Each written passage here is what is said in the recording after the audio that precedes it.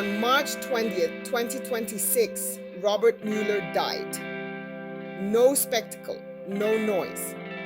Just the quiet passing of a man whose entire career was built on one idea, duty. And then came the response from the man who occupies the White House, the big child sitting in the Oval Office. He did not offer condolences. He did not acknowledge a life of service. He went straight to Truth Social. And I quote, "Good, I am glad he is dead. He can no longer hurt innocent people," end quote. Those are the words of the sitting President of the United States. Let that sink in. Now understand this clearly. Robert Mueller was not Donald Trump's enemy. He was not a rival, not a political candidate. He was an instrument of the law.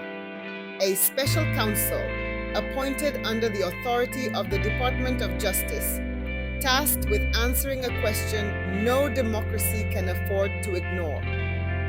Was there foreign interference in an American election? That is not personal, that is accountability.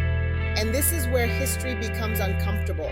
Because moments like this strip away the performance. No rallies, no teleprompters, no crowd to perform for, just instinct. And instinct reveals character. Robert Mueller was a decorated Marine. He served in Vietnam. He earned the Bronze Star. He earned the Purple Heart. He was appointed FBI director by a Republican president and reappointed by a Democratic president. Because some people are simply beyond partisan politics. Some people just serve.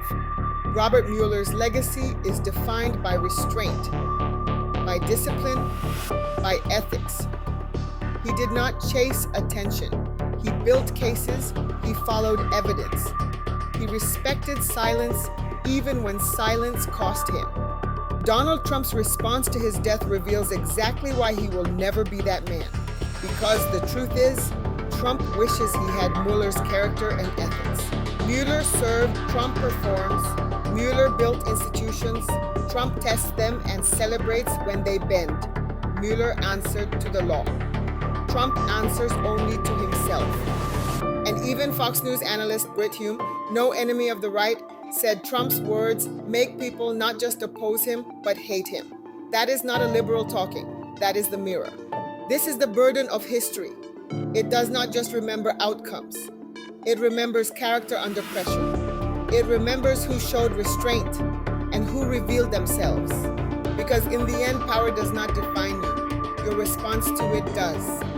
And on March 20th, 2026, the President of the United States responded to the death of a decorated veteran and public servant with 5 words.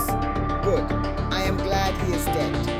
History will not forget that. This is Burden of History with Dr. Rose, where we don't just study the past, we expose what it tells us about power.